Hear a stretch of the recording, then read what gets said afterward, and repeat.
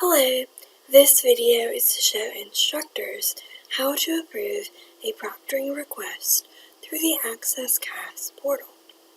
The first thing you'll need to do is navigate to one campus and search for Access CAS through the Categories field.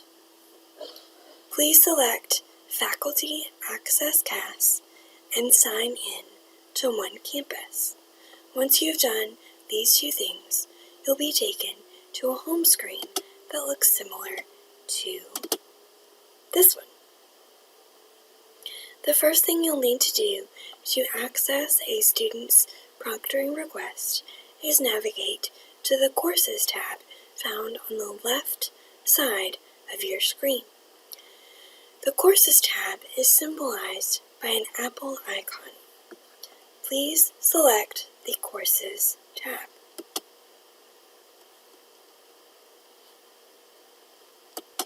Selecting the Courses tab will open a new window and will show all of the courses that you are currently assigned.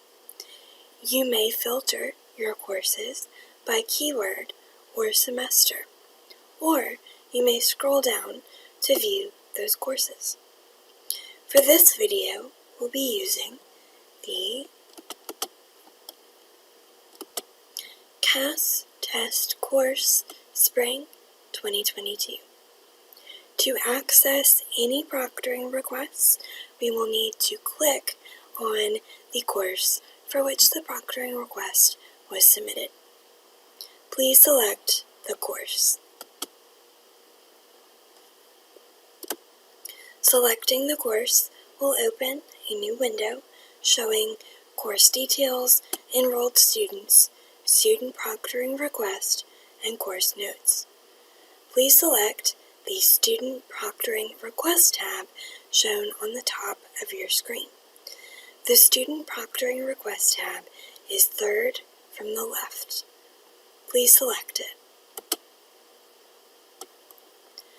Selecting the Student Proctoring Request tab will show any pending proctoring requests, granted that the Pending Proctoring Request tab is highlighted. Any approved proctoring requests can be accessed by selecting the Approved Proctoring Request tab. Let's navigate back to the Pending Proctoring Request.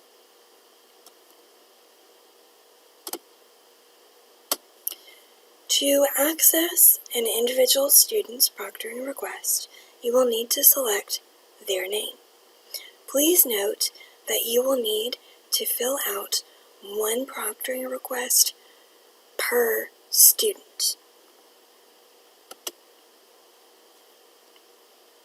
Selecting the student's name will open the proctoring request for that particular student. Please review the proctoring request to see the student's name, where they will be testing, the testing date that they have requested, and the testing time that they have requested. You will also see the course for which the proctoring request has been submitted and the exam name, as well as the length of time that the student has requested. Please note that the length of time that a student is granted, if it is not correct, can be changed by the Center for Accessibility Services staff. The amount of time a student with extended time is granted is calculated by the Center for Accessibility Services staff, directly related to the amount of time that all other students without accommodations are given to complete the exam. The first thing that the Center for Accessibility Services staff will need to know is how long other students without any extended time accommodations will have to complete the exam. Sharing this information will allow the Center for Accessibility Services staff to calculate how long a student with an extended time accommodation will have to take the exam. Next, please input the date and time the exam is being taken in class.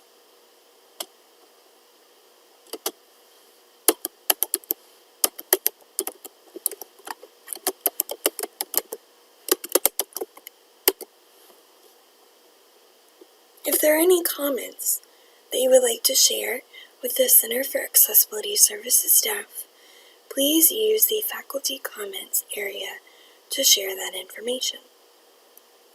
Next, please check any items that the student is allowed to have with them in the testing room from the checklist below. Again, please only select the materials that a student is allowed to have with them in the testing room during the test from the checklist below. This is the only way that the Center for Accessibility Services staff has to know what materials are allowed in the testing room. If you do not see the item or material that is allowed for your exam in the checklist below, you may add that item or material in the Any Other Item Allowed field.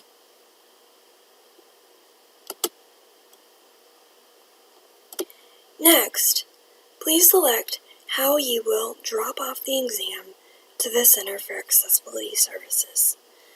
While you may drop off an exam in person to Office 325 in Russell Hall, it is recommended that you drop off your exam by electronic means. You may either upload the exam to Access CAS at least 2 business days prior to the test, or you may email the exam to castests@radford.edu at least 2 business days prior to the exam. If the exam is an online exam and you will not need to share any paper test or electronic information with the Center for Accessibility Services, please select Online Exam. If the exam is an online exam, please input the password in the Faculty Comments box. If you would like to upload the exam to Access CAS, you may do so by selecting the attachment that you would like to share to the Add Item section. Next, please let the Center for Accessibility Services know how we should return the exam to you. Currently, the 2 options available are an online exam or having the CAS staff scan and email the exam to you, the instructor. Please provide us your email. If you would like to pick up the exam from the Center for Accessibility Services office, Russell 325, you may do so. However, please make a note in the Faculty Comments box that you plan to pick up your exams from the Center for Accessibility Services office. This helps us know when we should expect you and to have the exams ready for pickup.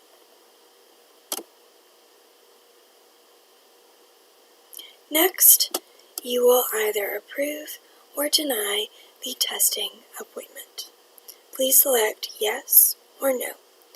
If you select no, please email the student and the Center for Accessibility Services at castests@radford.edu with an explanation as to why this exam has been declined and what the student's next steps should be.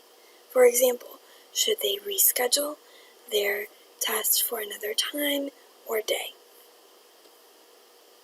Lastly, you will need To input a contact, email, or phone number by which the Center for Accessibility Services staff may reach you should the student have a question during the exam. Once you have completed all of the fields, please hit the Submit button. If you have any questions or concerns, please reach out to the Center for Accessibility Services by emailing castests@radford.edu or calling 540-831-6350 and asking to be transferred to the testing coordinator. Thank you so much.